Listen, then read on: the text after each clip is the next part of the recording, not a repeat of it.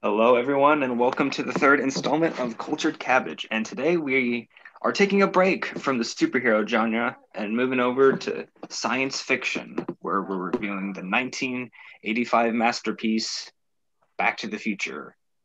And today we are joined by a newbie, Lewis. Would you like to say hi? Hey, everybody. Hi. And we are also once again joined by Eli. Hello, my friends. Okay, so Carl, would you also like to introduce yourself? Hey, y'all. Man. It's Carl. Jacob isn't here with us this week because he didn't feel up to it, which is understandable. Have a nice day. All right. So before we start, let's give a little background on this movie. This movie came out in 1985 and was directed and produced by. It was directed by Steven Spielberg and directed by Robert Zemeckis. Two legendary film directors and producers, respectively. And this movie has gone down as one of the most well-known and most referenced movies of all time, wouldn't you say? It's a beautiful movie. Very, very much. Pretty sure everything I've ever watched has a reference towards it.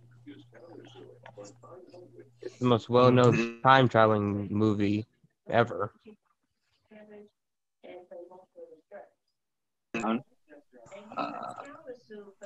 Leah Thompson?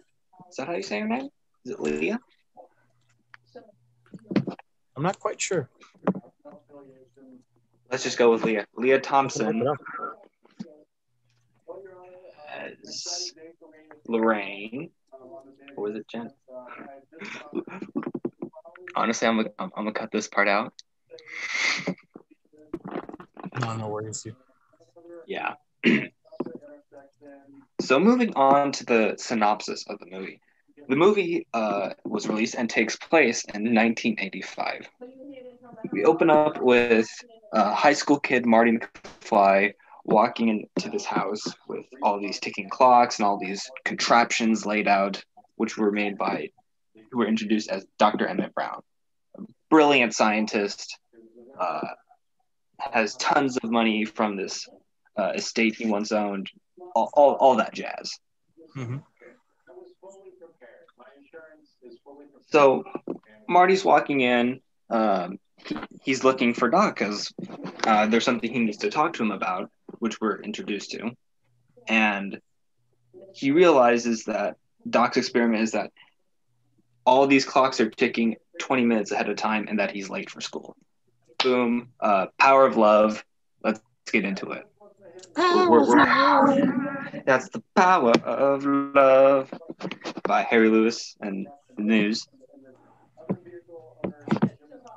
So already we're starting off with a slow, not sure what's going on initially, but then boom, we're right into it. Mm-hmm. So Marty's late. He's late to school. Mm-hmm. And gets scolded by his teacher, especially when he his principal when he finds out that he's working with Dr. Emmett Brown. Strickland. Yes, we've all had a Principal Strickland in our lives. Slacker. See, slacker. Not me. No, Eli, stop lying. You have. No, I really haven't. Actually, I don't think he knows who Strickland is. Okay, He's maybe a you've had very that strict one. principal. Yeah, he's very strict. It's in his name. Well, Eli had it easy. For me, it was my fourth grade teacher that was like that. That was oof. Mm-hmm. But Mm-hmm. basically, he's a hardhead. We know this, but anyway. Mm-hmm. So we get introduced to Marty, his girlfriend Jennifer, who he wants to spend some time with. All this. Like a good boyfriend would do. I mean, he's portrayed better than other movie boyfriends. Yeah, he's a good guy. Yeah, but we we find out that his family is kind of in the dumps. Like their car gets crashed. His uncle is in prison. Just not living the high life is Marty or his family. His dad's still being bullied by the same bully many years later. Yep.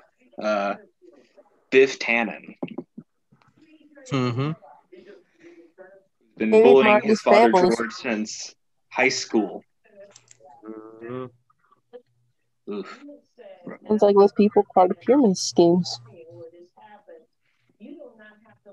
But anyway, we got the basic introduced to all of the characters, except we haven't been formally introduced to Doc Brown yet. And so Marty gets a call in the middle of the night, in the early hours of the morning, to come to Twin Pines Mall, which is a local mall in this town of Hill Valley that they live in. He initially arrives there, and nobody's there until this big truck comes in, drops with all the dry ice flying out, the movie magic, as the most what's a good way to describe this certain model of car? Iconic. Yeah, but at the time it was a flop. Oh yeah. The famous DeLorean. Like who would want a car that doors go up? The car's supposed to go supposed to go open right or Shout out left. to Lamborghini owners. Yeah, but then again, a DeLorean isn't exactly as luxurious as a Lamborghini. It doesn't cost that much either. No, They're actually making a comeback now. if they do make us, off topic. yes. But anyway, Mhm. the DeLorean rolls down the steps, and out walks Doc Brown, played by Christopher Lloyd. One of his, I would argue, his most famous movie role. Like he's done quite a few movies and done great in a lot of them, but I'd say this is his most famous incarnation as a character. Most iconic. Agreed. Yeah.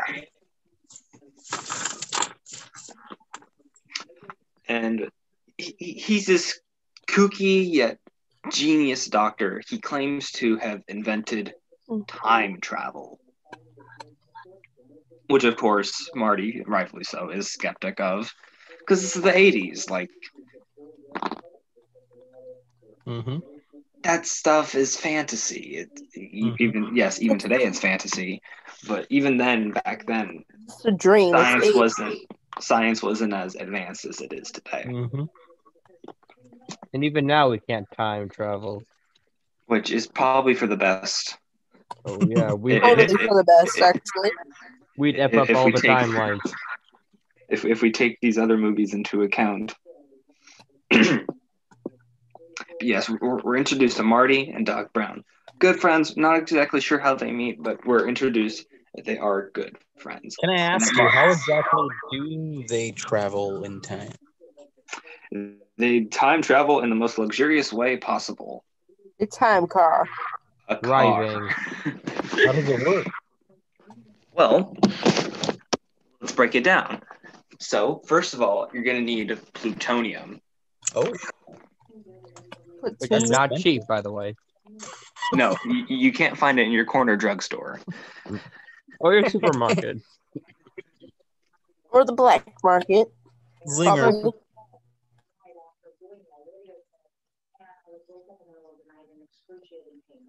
From these terrorists who want him to build a bomb. That's how he gets his supply of plutonium. Mm-hmm. Ah, so he's a scam artist. I see. Hey, when it comes to time travel, nothing's off limits.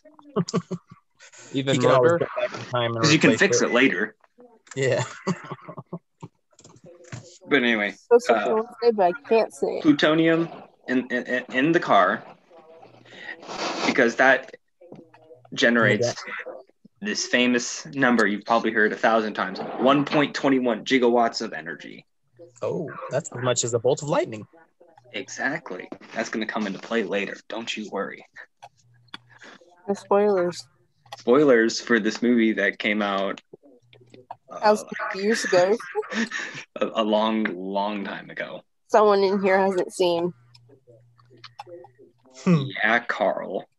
Yeah, Carl. I've seen this movie more than once, and it's 36 years ago. Thank you. Mhm. My lucky number. Anyway, back to the time traveling car. So Doc basically explains to Marty how the car works, all the different methods of time travel you could use it for, all this stuff.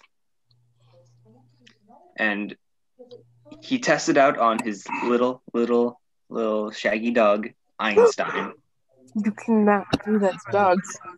Einstein is a good boy and deserves all the pets.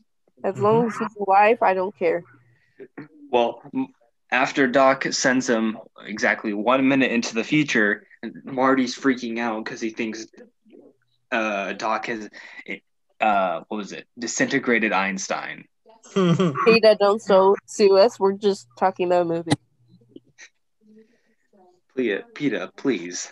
We're just talking about a movie. We're not the creators. We're not disintegrating dogs. We do not condone that. Doc proves that time travel is possible as he sends Einstein 1 minute into the future, where he shows up in the car, perfectly fine. He did nearly run himself and Marty over, though. That is true. The part that doesn't make sense is that And it's technically a he's driving illegally because his license plate fell off. The only thing is, I wonder how that is even possible for the fact that he sent him only a minute into the future. Good timing, apparently. Mm-hmm. He knew exactly when the car was going to hit 88 miles an hour. He did his homework. Big brain. And so Einstein shows back up. Time travel is possible. This opens up so many different opportunities and just everything in between. Yeah. And so Doc's like, okay, I'm going to go ship off for a while. I'm going to go travel through time, see the progression of mankind. Because that's why he made this time machine, was to... He's not doing it for evil intentions, like changing the past somehow to gain more fame or something as himself. No, he's just going to observe. He doesn't say it in this movie, but he does say it in the sequel. I'm paraphrasing here, but I didn't create this time machine to make money. I use it to better mankind. Yeah. And didn't he used 3 examples? He used the Declaration of Independence, the birth of Christ, and the day it was red lighting of science, which the same day he hit his head and thought of the flux capacitor. Yes, this is what makes time travel possible. He basically helps himself in the future, kind of. Yep. In a way. Fate had it that way. Fate made sure this would be a thing. But before Doc can ship off and go traveling through time, the terrorists that he ripped off showed up. The Libyans show up, and they are miffed. Let's just say that they got ripped off. Well, they were scammed, basically. Yep. Exactly. By a man in a white wig. Man, when you think about that, honestly, you gotta rethink your life choices. When you get scammed by a man with a white wig, even terrorists would probably be like, man. And then get outsmarted and outraced by a 17-year-old kid. Yep. So the Libyans, they shoot down Doc. They attempt to kill Marty, but their gun backfires. So in an attempt to escape, Marty hops into the DeLorean and races out of the parking lot. He unknowingly goes by that magic number, 88 miles an hour. This activates the plutonium in the car, and he shoots off into the last imprinted date, which is November 5th, 1955. 1955. Which is the day Doc had seemingly came up with the formula to time travel. Mm-hmm. So he unknowingly shoots off into the past, and he's basically a stranger in a strange land. He knows nothing about the 50s. This is a completely different generation than he's used to. Everyone thinks he's wearing a life preserver. Yep, when it's just a fashion choice. Yeah. But he shows up in 1955 Hill Valley, which is completely different from the modern interpretation. The famous bell tower the town is known for, clock tower, excuse me. The famous clock tower the town is known for. It's up and running. It's all good. The mall hasn't been built. Marty's home hasn't been built. Yep. It's Marty doesn't even exist yet. Actually. No, he's not even born. Basically, picture your average 1955 suburban town, and you got a good idea of what it looks like. Yeah. So Marty runs into town. He's bamboozled. Like, what the heck is going on around here? He's I must be in a dream. flabbergasted. So you see the local pub, so he goes into the local pub and orders a order a tab. He starts a tab. Like, I'll take a Pepsi free. Well, if you want a Pepsi, you gotta pay for it, pal. Well, anything without sugar in it, then. How about water? I think he gets some water. And then he puts his hand over his head, exactly like the guy next to him, who comes out to be George McFly, his dad. Which, like I just said, very coincidental. I know it's a small town, but geez. Mm-hmm. But we come to find out George is being bullied by the local tough kid. In fact, the guy who's bullying him 30 years later. Yeah, it's an adult. Good old Biff Tannen. Yeah. Biff! Yeah. Biff. Not exactly the friendliest of characters, would you say? Or names. Can't That say. name is a very mean name. Biff. Huh. But anyway, Biff, he gets all up in George's grill. Like, are you done my homework yet? So I can copy it down onto my paper? Because I can't hand into my work with your handwriting on it, George. I kicked you out of school, so I need it done tonight and turn it into me like later tomorrow so I can copy it, bro. Biff is just classic bullying. Like, they're dumb, but at the same time, they know what they're doing. Exactly. But continuing on. So basically, he's bullying George, and Marty decides to step in and take care of him. But he's bigger than Marty. Who's like, never mind. Yeah, and he kind of intimidates him out of the way. And it's while Biff and Marty are talking, he's like, George is like, gone. He's like, Dad! And he runs out of it like, Dad! George! And he follows them and he looks up at a tree. He's like, what the frick are you doing up in the trees? It's a peeping Tom. And he falls out of the tree, and Marty decides to save him, and he gets hit by a car. Yeah, so basically, earlier in the movie, it's established how George and Lorraine meet. And it was that George was up in the tree bird watching, quote unquote, when accidentally he had hopped down to the road and got hit by Lorraine's father's car. Yikes. But now Marty is the one who got hit by Lorraine's dad's car, and we wake up with Marty being knocked out and asleep apparently for 9 hours. Well, that's a lot of sleep you need for a growing with his boy. Clothes half stripped off, apparently. Makes you wonder.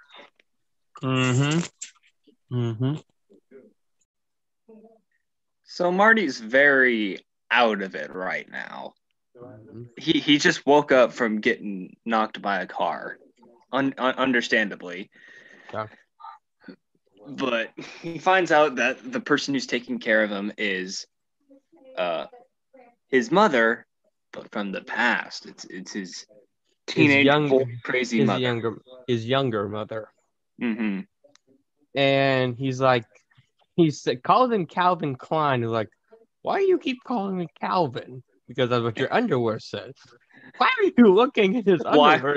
And it's like, he looks down like, and also like, why are you wearing purple underwear? It's very manly. And he looks like, what are my pants off? We don't know why his pants were off, do we? So he's all confused. He starts coming back to. Still doesn't know why he's only wearing his underwear. But that's besides the point. He gets dressed and he joins the family for dinner because they feel like it's their responsibility. Yep. So he joins them. He meets his Uncle Joe. He's like, you better get used to these bars, kid. And his mom's his grandma says, Joey just loves his playpen, so we just leave him in there. You better get used to these bars, kid. Yeah. Jailbird Joey. Who didn't get parole this time. Nope. But anyway, so Marty thinks to himself, okay, who's the one person who can get me back to 1985? Doc Brown. Who created the flux capacitor and the DeLorean. How convenient. And he's still like, that's the exact year he entered in, the day he discovered it. Because if he went back to the Declaration of Independence, I will give the movie Birth of credit. Christ, They do it in such a way that it makes it almost seem seamless. Yeah, it does. because if he went back Because to Doc the is recollecting his past in that moment. Mm-hmm.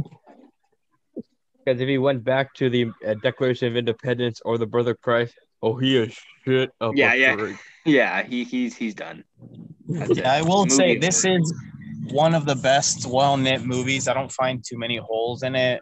It all kind of makes sense, and it leaves you with this sense of, oh, wow, like time travel can be real, and it makes sense how you can affect different things, and the thing he says very well is I can't remember what it says, but The butterfly effect. Time continuum. Time continuum? The time continuum is a line. The space-time continuum. Space-time continuum. They can destroy the space-time continuum itself. Exactly, because there are certain no-nos of time travel. Mm-hmm, But anyway, he goes and he tracks down a younger Doc who doesn't believe he's from the future. Who wears a machine on his head, who tries to read his mind. He's like, you're from a distant land. He's like, yes, don't talk. You're trying to sell me something. No, I said don't talk. You're trying to this whole bit pretty funny. I'm from the future, Doc. And he's like, do you know what this means? It means that this darn thing doesn't work at all. He's like, who's the president in 1855? Ronald Reagan. The actor? Ronald Reagan. The actor? And who's the vice president? Dick Cheney? Jerry Lewis? That's still one of the most quotable parts of the movie to me. Mm-hmm. But yes, Marty goes on to... He tries to prove to Doc that he's from the future. Doc's not buying it until he mentions the flux capacitor. Which and Doc, the story he stole, in the story of how he got the idea. He slipped off a toilet seat and bonked his head. On the sink, after putting a clock on the wall. Yes. And Doc's bandage is even still on his head. But he does that, and he brings him to the DeLorean that he stored right outside of town. Right where his house would be, in the same area where his house would be at the time. So that happens, and Doc explains that the only thing that's going to get you back to 1985 is generating 1.21 gigawatts of energy. And he goes on to explain that getting plutonium is impossible, and that the only other thing that could generate that much energy Is would be lightning. A a lightning bolt of strike. lightning. And lucky enough for them, he still had the thing in his pocket from the clock tower thing. It's like, save the clock tower. 30 years ago, this clock tower was struck by lightning. At this specific date and time. It's like, you just got to spend a week in 1950. Yep. Marty still has the newspaper from that the news lady gave him. No, it was a flyer to save the clock tower because the mayor wanted to get rid of it. Yeah. But they got their lightning strike. They just had to wait. So Yep. Marty has to spend a week in 1955, which under normal circumstances wouldn't be that bad. He could just stay with Doc all day and not interfere with this timeline. But he already kind of has. Except he gets in the way of how his mother and father meet. Because he had the picture in his pocket of his brother, his sister, and him. And he's getting his part of his brother's head. No, his brother's head's like gone. Like, what's happening? He's being erased from existence. I see So play with time. Yeah, that's why we shouldn't play with time. Exactly. So we're in a big dilemma now. Marty has to fix this, or he'll be erased from time itself. So he has to become George's wingman. Yeah, he tries every way to get George and Lorraine together. Except the problem is, are you familiar with Florence Nightingale syndrome? No, yes, it's the syndrome where nurses fall in love with their patients because they're healing them and they get in very close. And this is what originally led George and Lorraine to come together. But since Marty was the one who was nursed by Lorraine, she falls in love with him. Yep.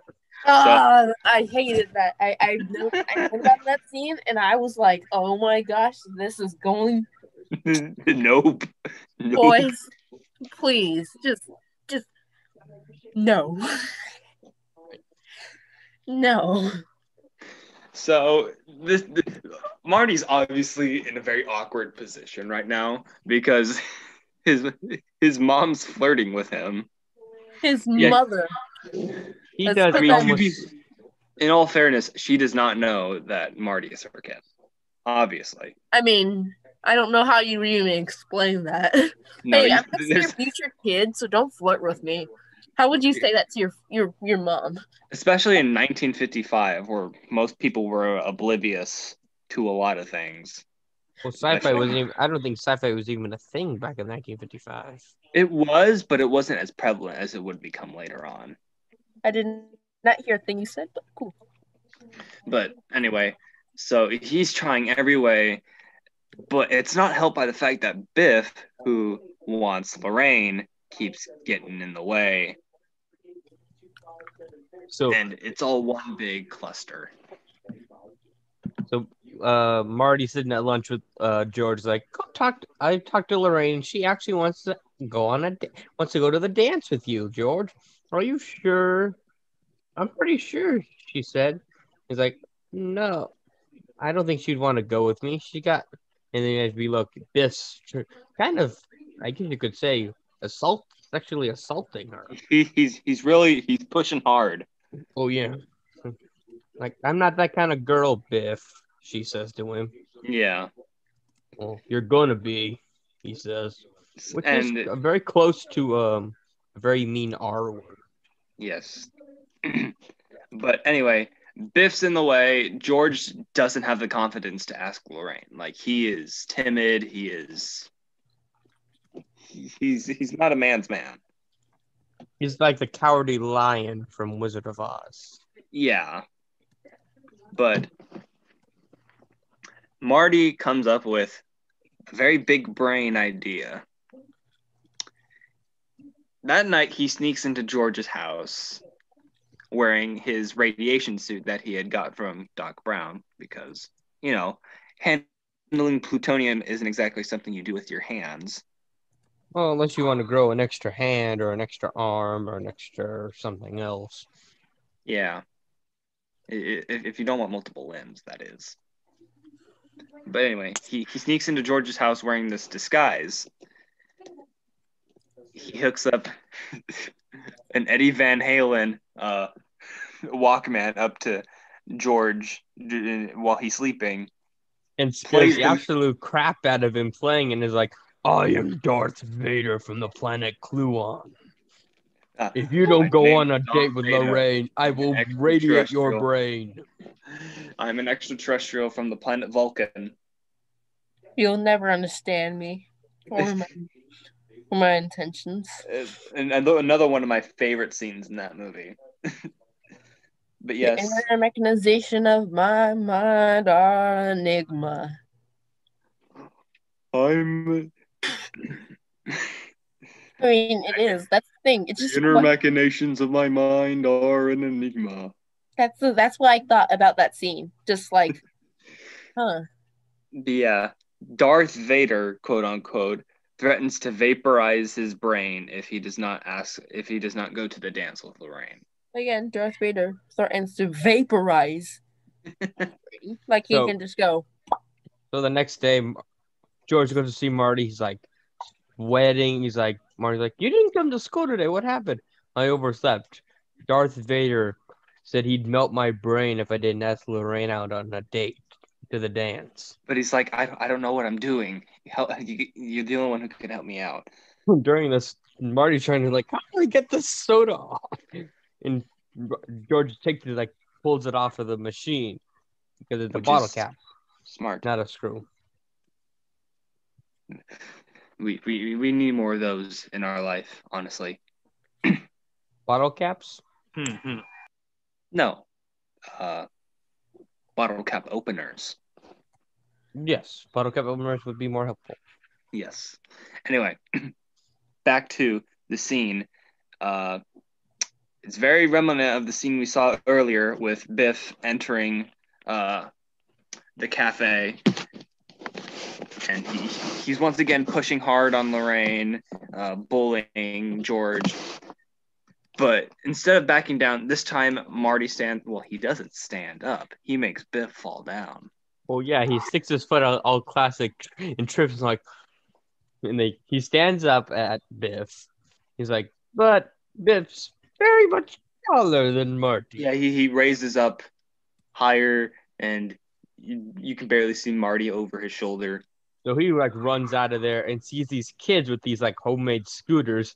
And he unfortunately has to break the kid's scooter to get a skateboard out of it. Which because is not a thing everyone loves skateboards in the 1980s. But they're not a thing in the 1955. No. So he's running around using cars like he did in the beginning of the movie to get around. Biff and his homeboys, they chase after them in his new car that he's bragging about. Until hijinks happen. They run around a bit. Marty leads them behind a manure truck. And they slam into it, and the manure falls into it. It's like, that's a whole crap ton of shit. Literally. It's stanky smell. So Lorraine is infatuated by this act of bravery, if you want to call it that. Ain't he a dreamboat? And then, but George is like, if you look really hard, he does walk away. If you look real hard in the background, he's there and then he walks away as he thinks he doesn't have a chance. Yeah, he's kind of disheartened by this. So Marty has another chance. He goes like, okay, here's what we'll do. I will fake a attempt of assaulting Lorraine during this. But you're going to come in, the superhero that you are. Punch me in the stomach. Now, I want to know, would his mother remember that her own son in the past would assault her? It is 30 years in the future. Like, I mean, like, if she can still remember that, would she be like, wait a minute, why do you look like that man that assaulted me 30 years ago? To be fair, she's under the impression that his name is Calvin. Still, the looks. It is one thing where it's kind of like whole can of worms. But time passes, we forget stuff. Oh, yeah. And like you said, it is a can of worms. But anyway, he's gonna pretend to mistreat Lorraine, and George is gonna come in, be the superhero, save her. They live happily ever after. Yeah, that's the plan. But there's one slight problem. They're at the dance. They get there. Well, we see Marty's on a time crunch here. He has to fix this, but the night of the dance is the same night of the lightning strike. So he's on a very, very tight schedule here. Yeah. He has to fix his parents at the dance, but he's also got to race out, get to the DeLorean, and go back in time. Yep. So, cut to the dance. They roll up in their rented car, and Marty begins to attempt to try something, but then we realize Lorraine isn't exactly the stick in the mud she was at the very beginning of the movie. No. She smokes, she drinks, all this, and Marty's completely caught off guard by this. Particularly he should. He saw at the beginning when he saw his mom drinking and smoking. Well, yeah, but he was like, even though I think it was still illegal back in 1955 to drink before you were 21. 50s. How I remember them like yesterday. Oh, but, yeah, we can all relate to that in our magical time machine bikes. Like she definitely against that later. She definitely likes what's about, but you see a car door like, okay, George is coming. He's going to save her from Marty's attempt assault. But nope, no, it's Biff. He shows up. He is beyond mad. Like he's been dumped by poo. he's had poo dumped on top of him. And right after, I mean, he comes out even more of a big poo. Exactly. Than he was before. So he throws Marty to his goons, and they lock him in the trunk of the musician's car. It's like, no one's talking to you. And what he no one's talking to you, Peckerwood. And then the rest of them get out. I was like, and then they all run away. He's like, get me! Marty's in the trunk. Like, get me out of here! Where are your keys, buddy? They're in the trunk. Keys are in the trunk. So Marty's locked in here. This is very bad. Or good. They break him out using a crowbar, but in the process, the guitar player cuts his hand. So now he can't play, which means they can't dance at the end of the dance.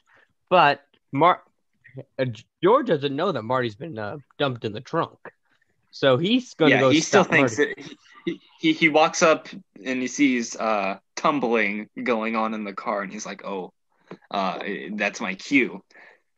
He walks up to the car, opens it, and it's Biff. He's bullying him to just turn around and pretend you didn't see any of this.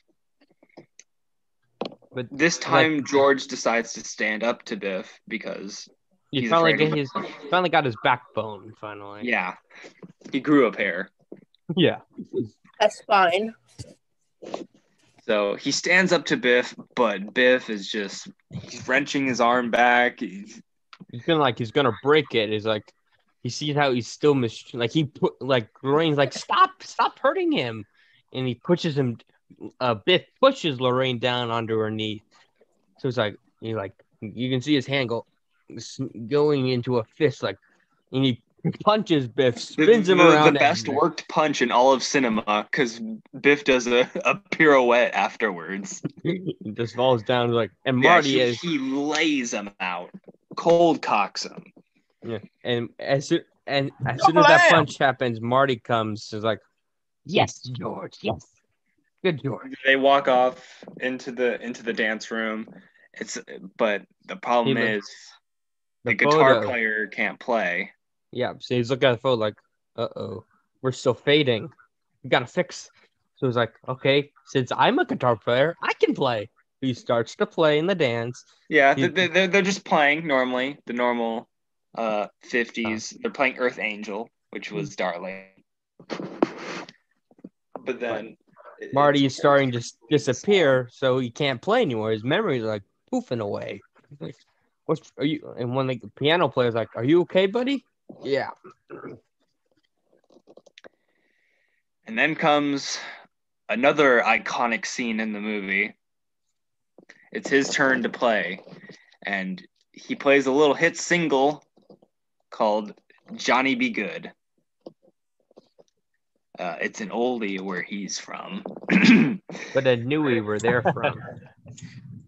Yes, he's playing Johnny Be Good. This is everyone's just rocking out, having a good time, and the musician who got his hand cut earlier, we found his name is Marvin Berry, and for the music historians out there, we know that Chuck Berry created the song Johnny Be Good and was one of the first instances of what would later become rock and roll.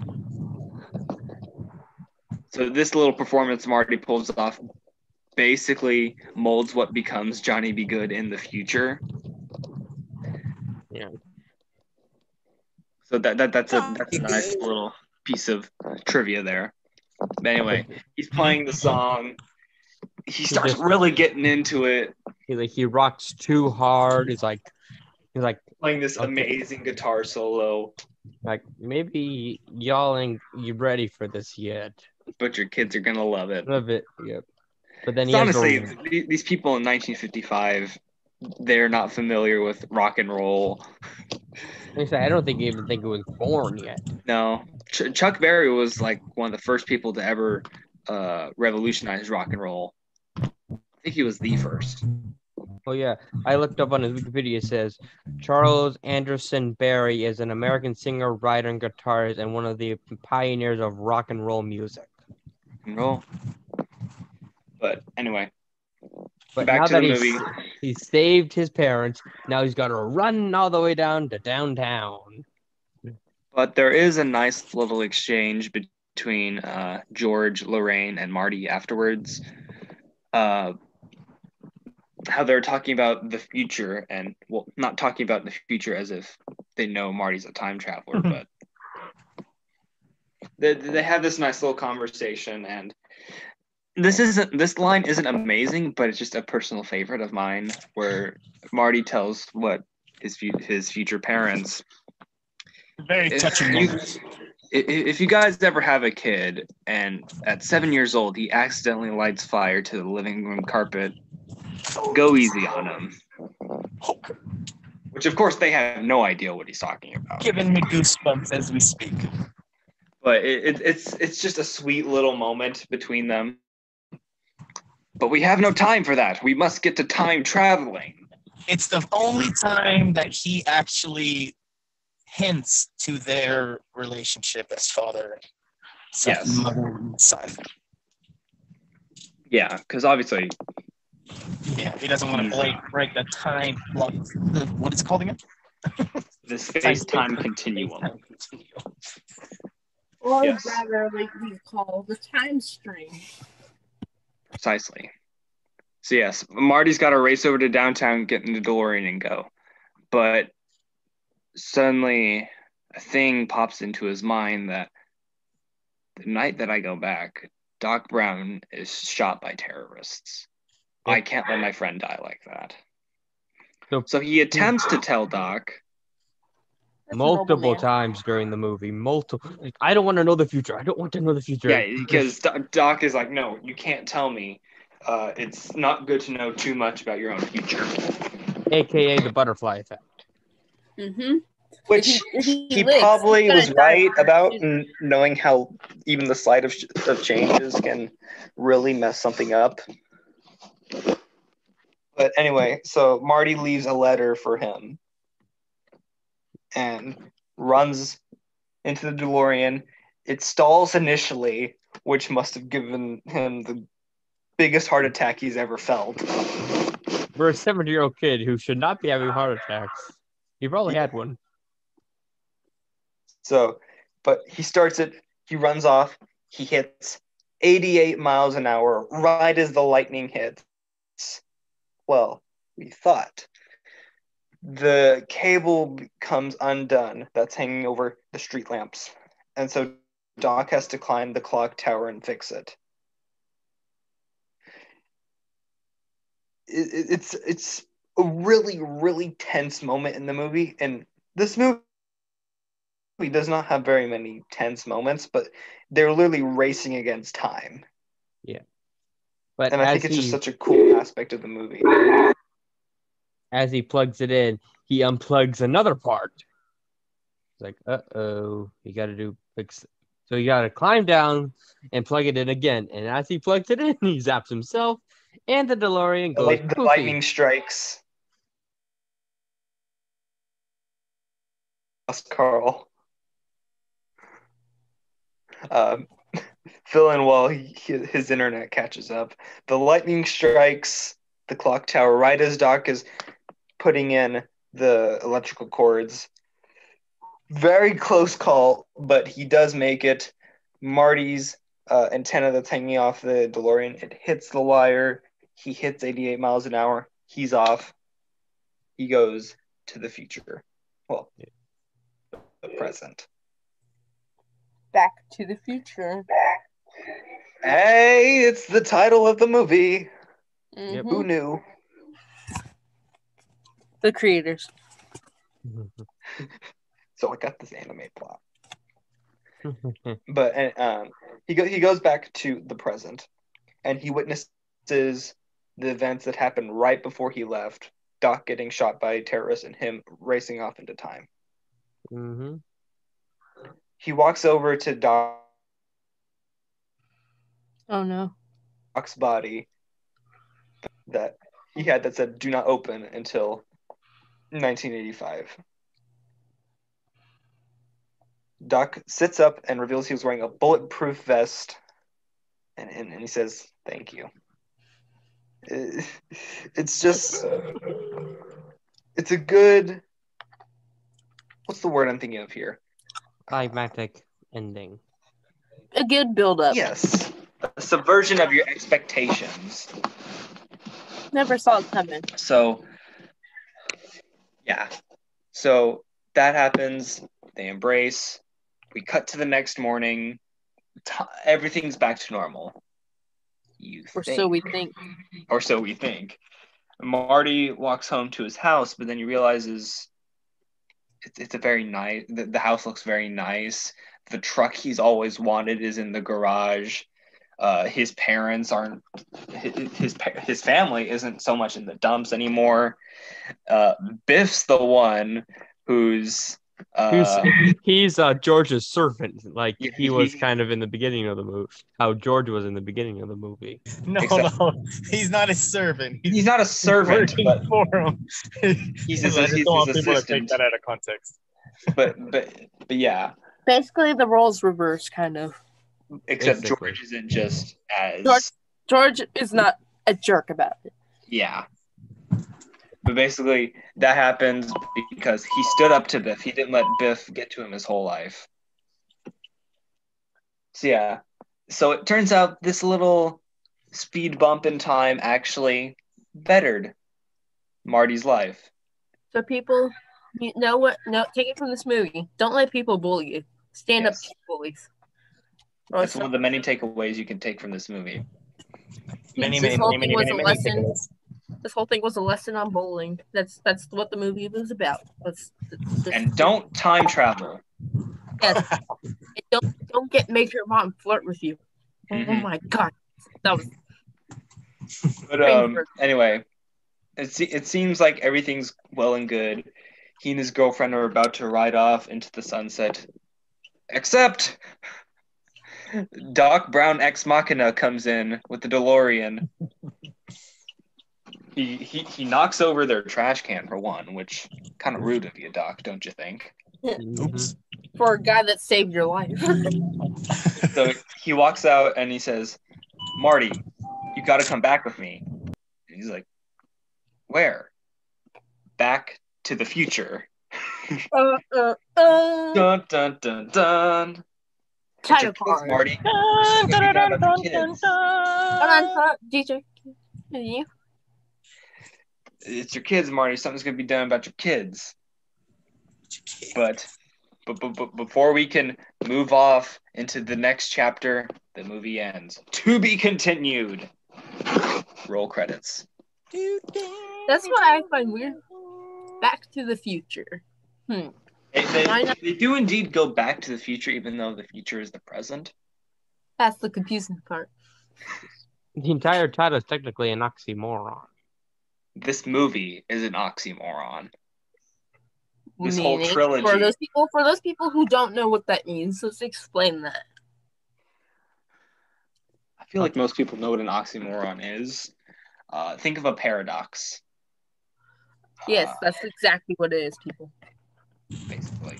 But anyway, that is Back to the Future. In a nutshell. Yeah, Actually, in a pretty nutshell. detailed. Try to get everything we could. Bad takes and all. We should have put a spoiler warning at the start of this. Yes, a spoiler for a 36-year-old movie. An oxymoron is a figure of speech which apparently contradicts terms appearing in conjunction, like faith and unfaithfully, kept him falsely true.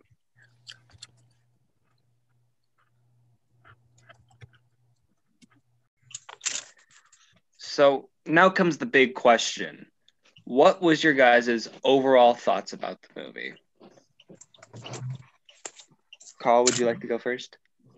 Well, since Louis is our guest, let's let our guests go first. Okay. All right. Louis, what are your thoughts on Back to the Future? My thoughts on Back to the Future are that it is a very well-rounded movie that can be watched by the entire family. It is not raunchy at all. It is very clever and has a lot of humor in it. So for everyone, not just for people that like science and stuff. And yeah, like I said, it's for everybody. I haven't heard anything bad ever about it. Ever. Never. I do like how you mentioned that the first one specifically is a very tight-knit story, how there's very little, especially with dealing something like time travel, there's bound to be mistakes in there, but this movie handles that tremendously. I agree. Oh, they don't let us in. I gotta go to the drive-thru. So now, Carl, would you like to Yes, spread your... I think it's a great movie. It's a movie that's had many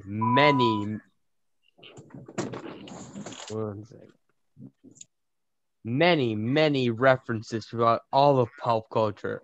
If you're thinking about it, it's like a pond, and think of a pond in its pop culture. And Back to the Future is like a rock, and it has so many ripple effects. It's been references in Family Guy, not Back to the Future, other cartoon shows. Rick and Morty was basically based off Back to the Future. The Lego Dimension series even had a Back to the Future level and a couple characters like Marty, Doc, and I think there's someone else, but I'm not too sure. But yeah, I agree with both of you.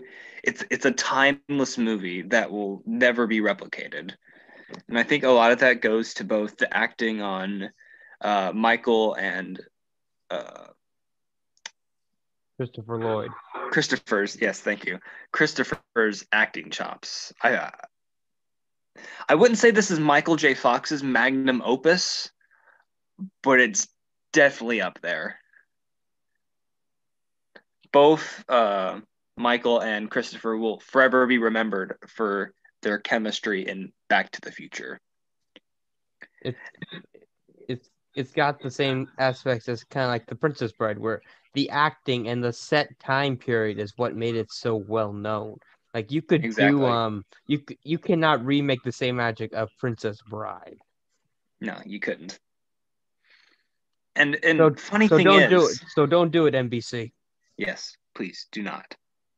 But the funny thing is, rumor has it that they weren't the first picks for both characters. It was originally supposed to be Jeff Goldblum and Johnny Depp Oh, really? as Doc and Marty. I thought it was supposed to be RDJ and Tom Holland.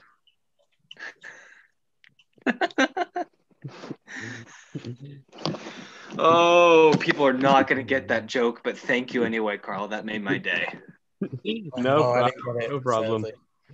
Sadly. Robert Downey Jr. and Tom Holland did a parody skit Oh. of the high school scene where he's trying to explain to Mark. And it's Marty weird explained how to Doc. much Tom does look like Michael in that scene. Yeah. It's uncanny. But anyway, since I feel like all of us have graced our thoughts, unless there's anything else you guys like to add. I mean, there's nothing I have added. Then I feel like it's time we get to our letter grade. Yep. Okay.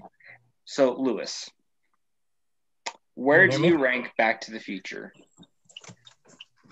I'm very biased. It's my favorite movie of all time since I was a little kid. Fair enough. So where would I rank it? I would rank it as number 1 in the world In the world. time machine movies. And let's give it a grade A++, 110%. A+ from the big man Lou. Carl? I'd give it an A+ too, because it's a great time travel story. It's probably the most well-known time travel stories ever made. And one where, even though there's parts where it may seem confusing, it's a lot better than some other time travel movies. Or episodes like, I'm sorry, I had to sneeze again. I have a sneezing habit recently. Oof. Should get that checked out. I should. There's really nothing else I can say. It's an A+ across the board. Yeah. Yeah. It's a movie that will literally stand the test of time. Yeah, my score is the one that's gonna break this A game. Eli, please. I give this movie an A+++. Oh. Is that 130%? Mm-hmm. Which is technically not quantifiable. That's impossible. No one can get more than 100%. By definition, that is the most one can achieve. And that's the thing. Time travel is impossible too. So, by that logic, I should be able to be setting an impossible rating on a movie that's about impossible stuff. Well, Your science is solid. Technically, you can't go back in time, but if you were able to get through a wormhole, not a wormhole, a black hole's center, you could go to the future. You could go back in time. Theoretically, but as of right now, it's just science fiction. It's a theory. A film theory. A science theory. That's a film theory. Any final thoughts on Back to the Future before we wrap this up? It was I'm kidding. It was actually an A+++. And there's nothing from me. Nothing? All right. There's nothing else. And if you don't know, DJ has a poster from Back to the Future. Yes. You guys can't see it, but in my, let's call it recording studio, also known as my room, I have a Back to the Future poster. Yes, we're not together. We're COVID safe. We're COVID safe. We're not together in one big room. No. Our studio will be coming soon, though. Yes. Donate so we can get a studio, please. We already have one. Oh yeah, sorry. We just need more money, man. Okay. So as far as I know, that we're done. Yeah. All right. Do an outro. Well, that's all my Cabbage critiques. That is all. Next, we're not again, we're not quite sure what we're going to tackle next week. We have been throwing around the idea of reviewing X-Men, the first movie. But as of right now, we haven't. If Jacob gets his way, we'll be reviewing Zapped. Which if I get my way, we'll be doing Undertale. But we got tons of ideas floating around. How about you guys vote in the comments? Nobody's gonna watch this. Hey guys, Jacob's here.